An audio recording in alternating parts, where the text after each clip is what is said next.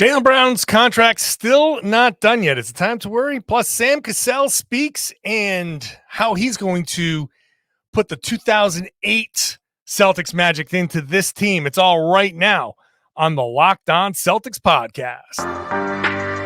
Be ever ready. Recognize the city of champs. Boston, baby, we do what you can't. Locked on number 18, Tatum and Brown, J-team, step back. We gon' wet that and slay teams. Of course, the Celtics, who else could it be? Screaming like KG with the Larry O.B. Karalis above average, assessing the team status. Best daily pod, no cap, salary matching. Clutch like Bird the DJ, keep John on replay. Prime time, dapping up the truth on the sideline. Raining J's, how it started, raising banners, how we finished. Locked on Celtics pod, home of the winners. B. Hey there, welcome back to the Locked On Celtics podcast, right here on the Locked On Podcast Network, where it's your team every Monday through Friday, your team every day. I'm here 5 days a week for you with a free, fresh podcast drop directly to your device. So subscribe wherever you get your podcasts, open up your favorite podcasting app, or ring the bell on YouTube. Hop into the comments section there and let me know what you're thinking. I'm John Karalis. I used to play once upon a time. Now I cover the Celtics for Boston Sports Journal. Today, we're getting into the in-season tournament. Haven't talked about that yet. Sam Cassell had some interesting things to say about joining the Celtics. But we're going to start off with Jaylen Brown's contract, and we're going to do it with the help of Tom_NBA, Tom Westerholm. How are you feeling, my friend? I'm good, man. I've been enjoying my time on Threads. I just wanted to once again say Tom X Westerholm on Threads. Yeah. If you want to, I got to do like more of the down here on the. Yeah. People can follow me on. There's some fire content on Tom_NBA. It's just not going to be updated anytime. Not recent. Yeah. I just like the underscores. Like this is. I do like being the underscore boys. I don't know. Maybe I'll see if how easy it is to switch your name on Threads. I don't know. Yeah, I don't know. We'll see. We'll see if Blue Sky ever catches on. It seemed like the promising place to be, and then Threads came along, was like, nah, we're gonna take everything from you. A guy hit me up on Threads and said he had an invite for me. I need to get back to him. Shout out to him. Okay, and we'll see. One of these social media things will work out. In the meantime, you just hop into the comment section here, and we'll just chat there. Let's start with the Jaylen Brown deal, which still has not been done. And I still have very little concern at this point, but it just feels like there's a little bit more to it than originally thought. Like it's not as simple as, hey, do you want the Supermax? Yes, I would love the Supermax. Okay, here you go. Supermax deal. And be done with it. It seems like, Tom, that there's some level of negotiation of some sort going on here. It does. I think you gotta, I agree with you that it's like, it's not at a level of like, okay, let's be really concerned here. But I do think we've reached the stage, right? Like this is taking longer than I expected. We're kind of past the point in the summer where, if you wanted to tell me, okay, for some order of business, some PEMBUS order of operations type thing, the Celtics needed to sign Porzingis first. Sure. Like, fair enough. But like, we've reached the point now with Jaylen where it's like, okay, a fair amount of time has passed. We know that they've talked in Vegas. So we know they've spoken and a deal hasn't been reached yet. That seems notable to me. So it wasn't just a matter of like, everybody aligning their schedules and sitting down in the same room. It's more than that, and that, like the fact, honestly, just even the fact that it's more than just here's the contract, please sign it. To me, that's kind of, there's something here, and it probably won't be anything, right? Like we're probably in like a couple of days going to get that, like, the Woj notification or whatever it might be. But yeah, it's interesting that it's taking this long. It is interesting. And for the fact that it does include some level of negotiation. There's something going on here. Is it a fifth year at a player option versus team option? Maybe they want it to be a team option. I don't know. I'm just guessing here. Yeah. But maybe there's question about what that 5th year is going to be. Is there a question about, hey, we'll give you the 35%, no problem. It's just that last 3% is going to have to be performance, incentives clauses. So yeah, we'll give you the 35% if you play 65 games, if you make an all-NBA team, if you make an all-star team. If you do all that stuff, then yeah, because then you'll be worth it. And from a team perspective, I can see a team, I can see the Celtics saying to Jaylen, hey man, no disrespect or anything, but you've only made one all-NBA team. We believe in your ability to make more, and we're very happy to pay you the amount of money that an all-NBA player should be making, which is the 35% max. If you are a perennial a perennial all-NBA guy, then yeah, of course you're a 35% max guy. But if you're not, then we shouldn't have to pay you like you are. And that's what makes the conversation a little bit difficult. Yes. I will say Brad Stevens does not seem to be afraid of the difficult conversation. He's already traded Marcus Smart. Yeah. He's already traded. His first trade was Kemba Walker. Yeah. He has difficult conversations with guys he really likes. Yeah. So he's not afraid of that moment.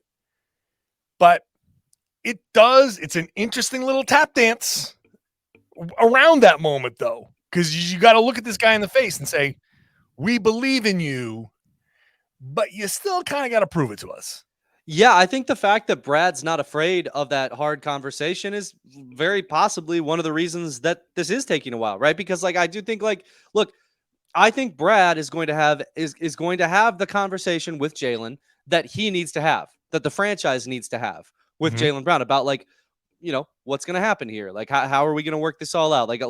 What works for both parties? And, that includes what works for the Celtics. I don't think the Celtics are just going to automatically give Jaylen every single thing that he's asking for. And I think that there was in Adam Himmelsbach's story on this in the Boston Globe, there was kind of this implication that Jaylen believes himself, to be Tatum's equal. Right. And so the contract should be much like Tatum. It's just look, man, if Brad's going to have the tough conversation with him, he's not. He's just not Tatum's equal. He's a really good player. And he, like you said, he deserves, to have the 35% max, but with incentives. It's got to, there's this little bit of but you're not Tatum. I understand that you're an NBA player and you're a star NBA player. You've been a superstar your whole life. And of course you think that you're as good as Tatum. You probably matched up against with him in high school and outplayed him. That probably happened at some point. I understand why a guy like Jaylen would think himself to be Tatum's equal. But the truth is just within the Celtics organization, he's not. So that's going to make for a really uncomfortable conversation when you have to sit down with the president of basketball operations. I mean, this is the difference between player confidence and reality. Of course, I want him to believe he's that good. But the funny thing is, if he kind of accepted that he isn't, I think it would make him a better player. I agree.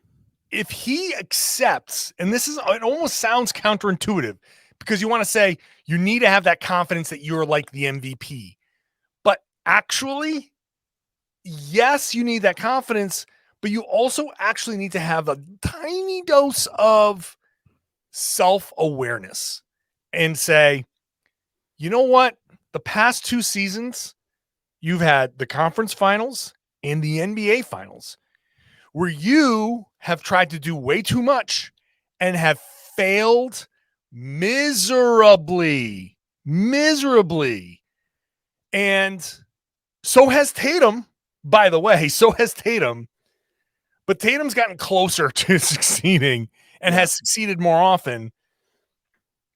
I want Jaylen to understand that, 35% max. I have no problem giving him the 35% max. But I do think that some level of incentive, especially for a guy with a history of soft tissue injuries, he's not like injury prone like other guys are injury prone, but he is actually prone to the hamstring pulls. Yeah. That is something that he has to deal with on a regular basis. Him not playing 65 games, that there is a possibility of that. If you're going to pay a guy the 35% max, then you have to expect him to play a certain amount of game. And I would even say this. If you gave Jayson Tatum that exact same contract, Tatum would be like, yeah, sure, whatever. Like, I don't think he would, like, I'm not saying that he would agree to it or whatever, but games played, Tatum, no problem. Yeah, no play problem. all the games. Yep. You know, all NBA, yeah, no problem. First team. What do you want? You know, they either have to tie Tatum to a chair or have Deuce have a birthday for him to miss a game. Yeah. Right. So, I mean, yeah, that's the difference between these two guys. Tatum makes those incentives no issue. Yeah. Jaylen, I think he can make those incentives. Yes. But it was dicey at the end of the season. It was dicey at the end of the year for him to make second team All NBA. And I think he made it because of the positional change. Yep. And that's a couple of injuries. And that's fine. It was legit. Like, it was legit. But yeah, a Absolutely. couple of injuries and the fact that he was a forward. And he played the forward. Forward. So that was not like we maneuvered something and made Joel Embiid a forward. Like, no. Jaylen Brown played the forward because of Marcus Smart and Derek White playing majority of the time as starters. So that made total sense. But is that going to make sense next season? I don't know. So it's worth the wait. Now let me ask you a question. I'm going to go to break. I'm going to ask you the question. You're going to chew on this and answer it on the way back. You think the Porzingis signing has complicated these negotiations because Jaylen is sitting there saying, like, whoa, wait a second. I see the writing on the wall. I see the possibility of being traded. Let's chew on that for a second. I'll get to that in just a minute. First, today's show brought to you by Birddogs. Birddogs are these awesome shorts that, first of all, when you're out there flexing in the sun, you want to show off the legs. Birddogs got you covered because they fit slimmer through the thigh and the leg. They give you that nice sculpted look. What are you doing? You're out there playing golf. You're in your stance. You want to show off. Look at those quads. Look at that hamstring, buddy. Looking good. What are you doing? Some squats? Yeah, wear your Birddogs. They fit way better than regular shorts that are made of stiff, restricting cotton. They use anti-stink sweat wicking fabric that keeps you cool and dry all day long. So yeah, hit that golf course, then come back, jump in the pool in your Birddogs, then go lay out in the sun in your Birddogs. They dry off. Go meet the friends for beers. Go out on a date in those same Birddogs. They look great. They feel great. They dry quickly. They're amazing. Go to birddogs.com/LockedOnNBA or enter the promo code LockedOnNBA. You'll get a free Yeti-style tumbler. So keep your hot drink hot, keep your cold drink cold, whatever you want to do. You got a traveler around the party or a coffee in the morning, whatever it is. Birddogs.com/LockedOnNBA or enter the promo code LockedOnNBA for a free Yeti-style tumbler. You will not want to take off your Birddogs. Thanks for making Locked On Celtics your first listen every day. Still here for you Monday through Friday. So make sure you're here Monday through Friday with me by subscribing on your favorite app or on the YouTube page. We'll drop down to 3 days a week in August and September, and then back to 5 days a week once Media Day hits. Media Day. Tom, Media Day. It's like a month and a half away. What the hell? Tom, now I can't unmute you, Tom. I didn't say anything. We're good. Yeah. Uh-huh. All right. I asked a question about Jaylen and Kristaps and if anybody skipped ahead and didn't hear me ask the question, does the acquisition of Porzingis and the increased possibility that Jaylen might not be here for most of, or even all of his extension? Who knows? Does that complicate these things, do you think? I mean, I'm sure it doesn't help, right? It's like everybody in the NBA is very smart and knows what most people in the NBA are very smart, and Jaylen and the people around him are certainly in that camp of smart people. And I mean, look, we've talked about it on this pod because it's not exactly a secret, right? It's like, okay, the Celtics are probably gearing up for something. You can look ahead at the CBA and kind of know that stuff is coming down the pike. You can know that all this stuff is going to be there. That it's going to be like Smart trade already happened. The Grant trade already happened. Like, we see what's happening. We see what's happening, and we can see Brad stocking up on picks. We talked about having all these potential trade chips down the line, first rounders, second rounders, and you can just kind of literally do the math, right? Like, the Celtics are going to have some contracts that can do some matching. They're going to have this Porzingis contract that could match, but they're also going to have, when Jaylen signs this deal, which we obviously still assume he does. Whenever he signs this deal, the Celtics are going to have another contract that could go out in a huge trade if need be. That could be the matching alongside a ton of picks in a big time seismic trade, or which could also be a seismic fart. Shout out to whoever posted that on the YouTube. That was hilarious. But yeah, like, it's you can, it's not a secret. You can read it. You can see what's happening. I'm sure Jaylen can see what's happening. I'm sure that doesn't help. I'm sure that complicates things. I mean, I think I'm pretty sure I'm right that he can't get a no trade clause, but kickers, he's not eligible. Yeah. Until next year. He has to complete 8 years. He's done 7. But by virtue of signing the extension, he gets a no trade clause for this upcoming season. So he can't be traded during the season. Right. And he can't be traded. My understanding is he can't be traded for a year, 1 year after the deal. So I assume that if this thing is done on July 12th, then he can't be traded on July 10th. And if there's any sort of inkling that Jaylen's going to hold up a trade and he doesn't want things that he has the ability to play the Damian Lillard game a little bit.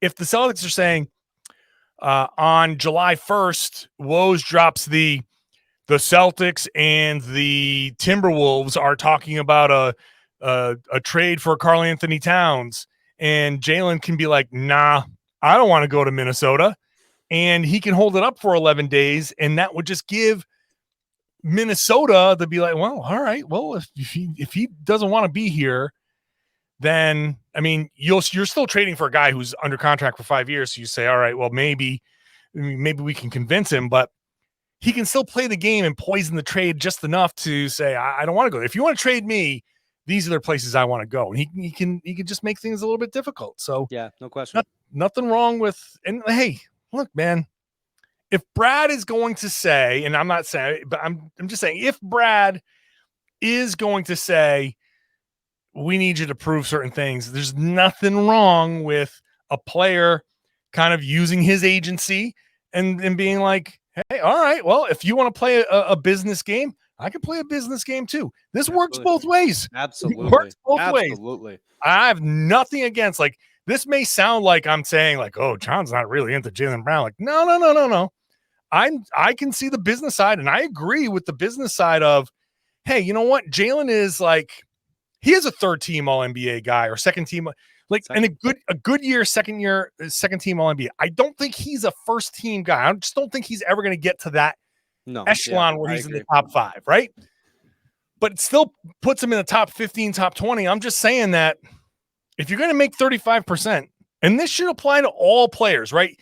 And maybe somebody on the ownership side in the next CBA can try to work this into the CBA where incentives become part of the Supermax. Maybe that's a solution to the questions of the Supermax. Be like, yeah, we'll give you Supermax if you're eligible for the Supermax, but you also have to hit certain incentives to get there. And certain guys aren't going to care about that because you're going to hit those. Yeah. But some guys will care because it's going to say, well, it's going to be hard. And so but all I'm saying is, if I was Jaylen Brown, I would play hardball too. And so I don't think it's going to be contentious, but I can see teams standing their ground. I can see these sides standing their ground. Real quick before you move on, I do want to ask, do you think it would be easier for the Celtics to like get to the, like, do you think that the Celtics would be willing to kind of take a step back from certain like incentive based things if Jaylen said, I understand that I'm 1B? Like you talked about kind of being that self-awareness. Like if Jaylen said to them, listen, I understand like Tatum's the guy. I still want my 35%. I want all that. I want all the stuff in my contract, but I understand kind of where things are at. That would be kind of interesting, right? Yeah, because you know what? If he were to say that and honestly mean that, then it would change the conversation, because all of a sudden I'd start grilling and be like, you understand that you can't do too much down crunch time, right?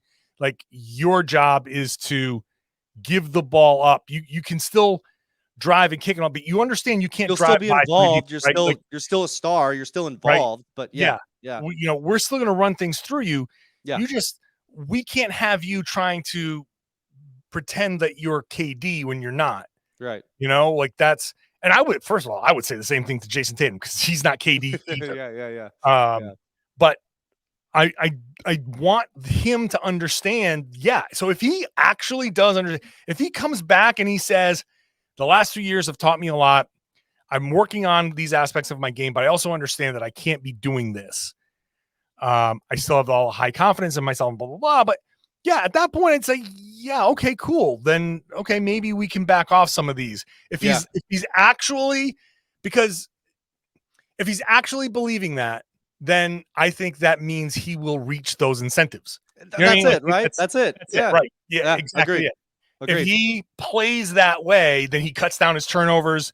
His points probably stay about the same, but like if he understands, like some of the efficiency might go up and some of the downside might go down, and he probably just plays like a normal Jaylen Brown season without the turnovers, then yeah, there's a good chance he'll be a third-team All-NBA guy at least. Absolutely, yeah, absolutely. Multiple time All-Star team, absolutely. Yep. Hey, I'm the one who has said that if Jaylen understands who he is and plays within himself, not only is he going to get these 35% maxes and all that, he can be a Hall of Fame player. Absolutely. He can be I'm saying it right now. He can be a Hall of Fame player. He can be an NBA champion. He can be an All-NBA guy. He can go to every Louis Vuitton show he wants. Like you can just be yourself and be awesome.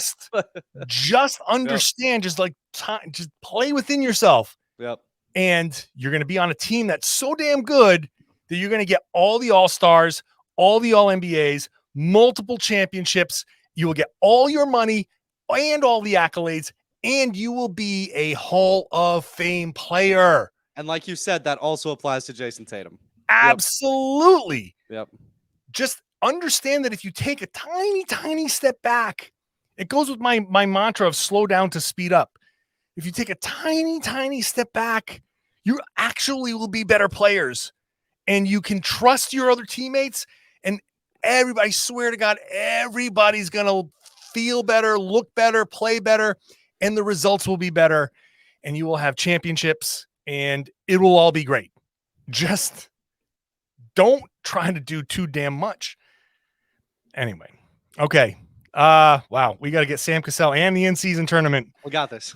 We got this. We're going to talk about all that stuff next. First, today's show is brought to you by BetterHelp. Now, I am a big proponent of therapy. I know how much it can help, and I also know how difficult it is to get started. I know, especially if you don't live in a city where there's offices all around you, it's almost impossible to find a therapist around you that you can click with. And that connection between you and a therapist is the most important thing. If you don't connect, you're not going to get anything out of it. You don't have to drive around or drive for an hour to find the right therapist. You can start on BetterHelp, because BetterHelp it's designed to be convenient, flexible. It suits to your schedule. It's entirely online.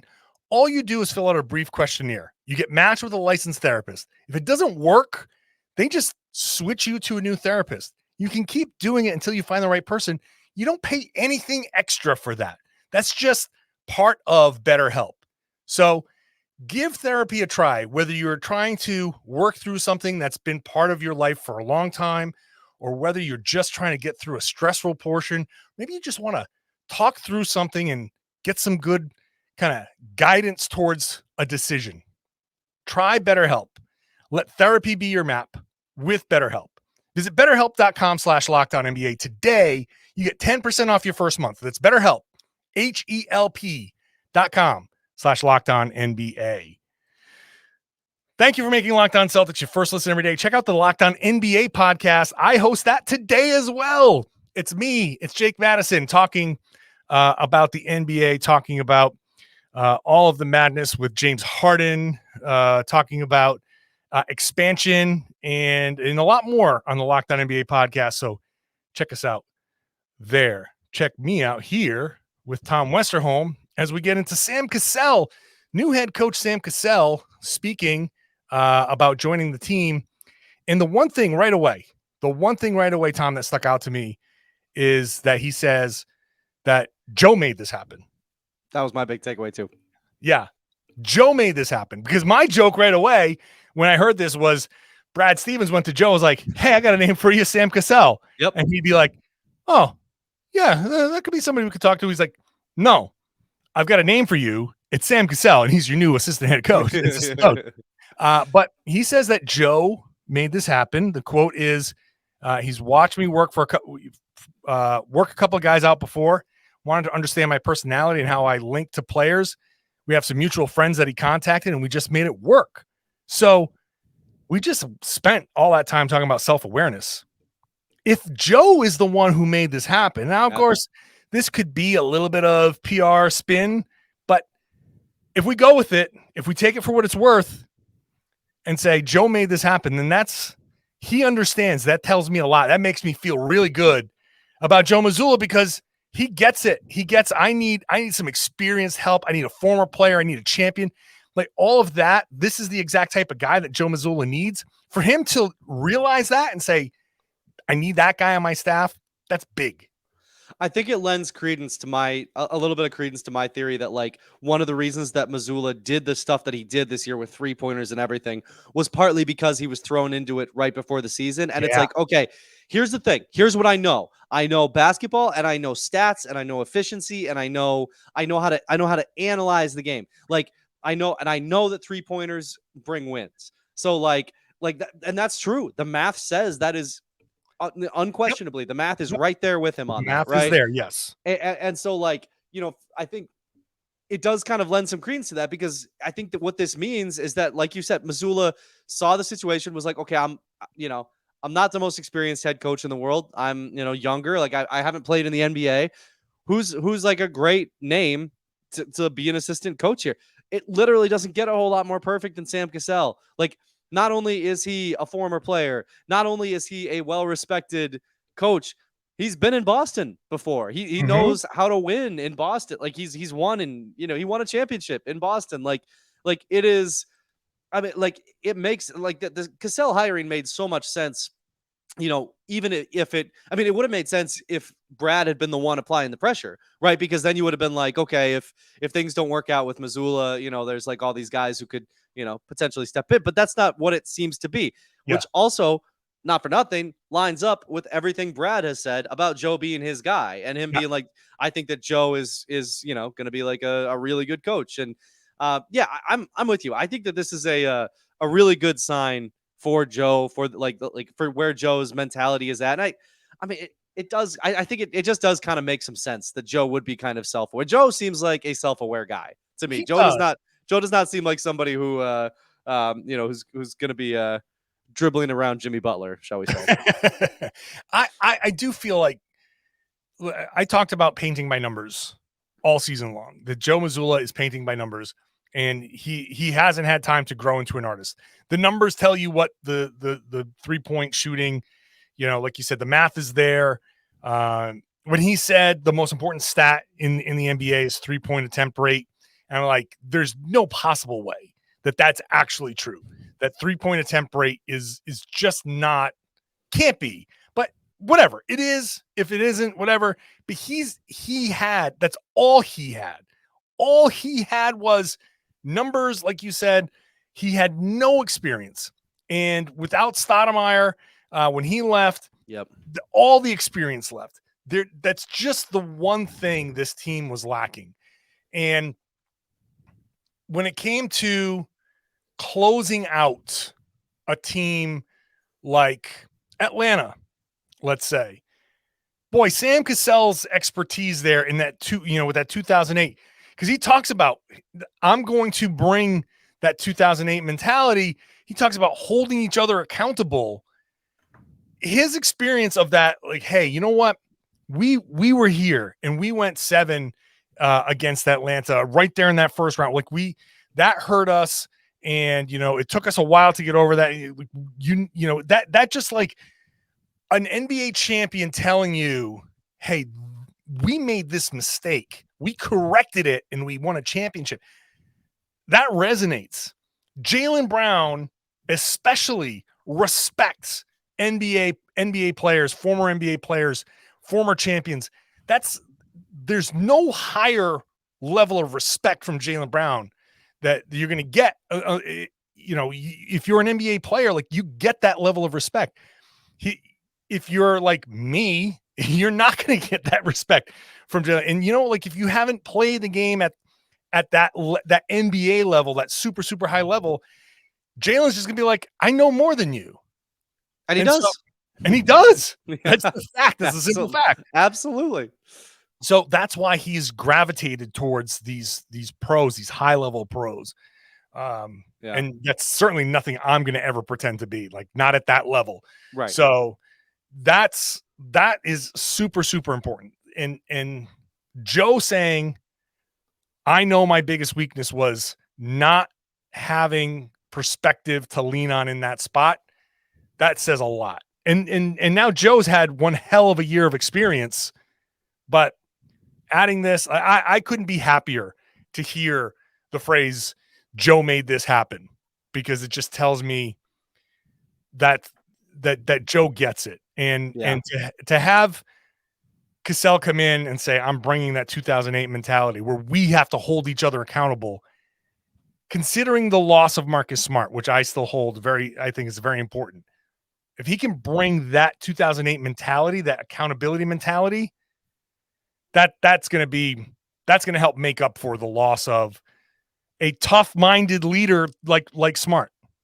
Well, yeah, and I think to your point that you made before too, like, Smart was a guy who would call the Celtics out, right? And I think lower down in the article on heavy.com, shout out Steve Bulpett, like with this interview, like he's just Cassell, I'm just very truthful with players, man. Sometimes they don't like it, but I speak the truth. I speak to the game plan of the head coach, and I tell them what the head coach expects. Sometimes players try to be reluctant to take that, but I think I have a way that I can be 100% honest to a player without them taking it personally. I'm a great listener. I'm a former player. I know what they're going through. Like, I mean, just perfectly singing on key, right? Yeah, with like what absolutely. The Celtics need, like getting every note that you want to hear. Absolutely. Absolutely. I said it when he was hired. I'll say it again now. He gets the contractual stuff. Mm-hmm. He gets the negotiations. He gets being traded. He gets wanting to be traded. He gets all of that. Yeah. So that is an important piece to have on the bench. All right. Quick 15 seconds. What's your thought of the season? No, I said we were probably going to do this, right? That it was going to be exactly said this. Yeah. But now, because I have these graphics, I have to, and I put it up there. We do have to talk about the in-season tournament, but here's the thing. My thoughts on the in-season tournament could be good. Yeah. That's it. I mean, the in-season tournament, if you have a strong take on the in-season tournament, then you are either a sports talk radio host or Stephen A. Smith.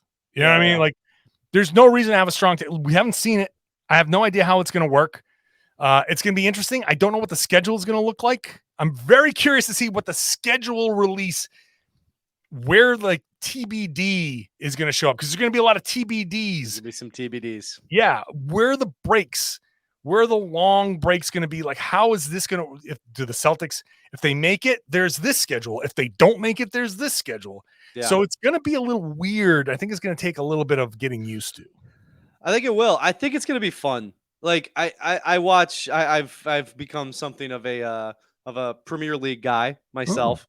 You know, all these like all the cups, all the extra stuff. This was in the last year, so I have no like language for it. Like I sound like a moron when I talk about soccer, but like all the cups and everything, they're like fun. All these little like tournaments and stuff that are that aren't, you know, the Premier League Championship or the Champions League Championship. Like they're not those, but they're still fun. And I think this is going to be kind of like that. I just think like, you know, you're going to get to November or December or whenever the finals are. And like, if your team is one of the 4 teams that's like in contention for this, you're going to be hyped. You're going to be excited. The players are going to want to win. Like the Summer League Championship, right?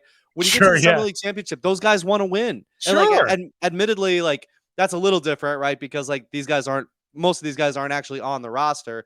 But I just think like it's like you still want to win the games when there's like something to be won. I think just putting something that can be won in the middle of the season that isn't just like seeding for the playoffs, I think that's really smart. I think it's going to be a good time. I'm looking forward to it. I think in a couple of years, it's going to be kind of like the play-in tournament where everybody's like, oh, this was a good call. This was fun. So yeah. I think, you know, you could be doing anything and it could be meaningless until you put a scoreboard up. Yeah. And then all of a sudden NBA players will be like, well, now I want to win this. And NBA fans are going to be like, I want to see my team win this. Yeah. What the hell? Yeah. You know? So yeah, it's, I'm curious to see, like, is there going to be a banner? Like, they're not going to raise a banner, but like, there's not going to be a banner raising ceremony. But if the Celtics win the in-season tournament, are we going to go there and all of a sudden hanging up there is going to be like a little tiny, like quarter size banner? Be like NBA Cup 2024. A pitch though. Maybe you just don't put it in the rafters. Maybe you hang it up on like, you know, above like one of the, above like, you know, one of the loge sections or something like that. You know what I mean? Like you got your banner section where it's not in the rafters. It's not hanging next to Bill Russell. But right. But if, you know, a little acknowledgement like, hey, you guys remember this? This was fun. Sure. Yeah. You know, maybe it's just out in the concourse. Maybe it's just the cup out in the concourse. The cup out in the concourse. That would work. Yeah. Absolutely. Take your picture with the cup. Yeah. You know? Yeah. Hype it up. Absolutely. I think it's going to be fun. Obviously, it doesn't mean as much as the championship. Of course not. Of course not. Like, nobody's saying it's going to. Like, I think, you know, you hear like people be like, well, what are the stakes? What are the stakes? I don't know. Fun, competition. What are the stakes in any of this? Yeah. Like someday the world will explode and none of the jersey numbers will be retired anymore anyway. What are stakes to anything? It'll be fun. It's basketball. What do we watch anything for? All right. That I cannot. I have to end on the just one of the most definitively Westerholm rants. That's absolutely perfect. Follow me on Tom X Westerholm. It's going to be a good time for everybody. That's the type of content you're going to find on Threads. That's not true. That's not true. Threads is way too positive. I can't be bringing that over there. I'm really not built for that platform yet. I need it to get way more nihilistic before I'm ready for it. Oh, gee. All right, Tom. Appreciate you. All right, man. Appreciate you. Thank you, Tom Westerholm. Thank you to you, the listener, you, the watcher. I hope you enjoyed this podcast. Still here for you Monday through Friday. We're still talking. You know, once we get talking, there's no stopping us. We got stuff to talk about always. You want Celtics content? We have Celtics content for you 5 days a week for the rest of the month, 3 days a week through August and September, which is still way more than you're going to get. You might get 3 a month from some of the other podcasts if you're lucky, but we're still coming at you with content. So subscribe, ring the bell on the YouTube video, get into that comment section and share the podcast. Tell your friends, tell your family. Tell random strangers as you're driving by them on the street. Tell them all they should be listening to and watching the Locked On Celtics podcast right here on the Locked On Podcast Network. It's your team every day.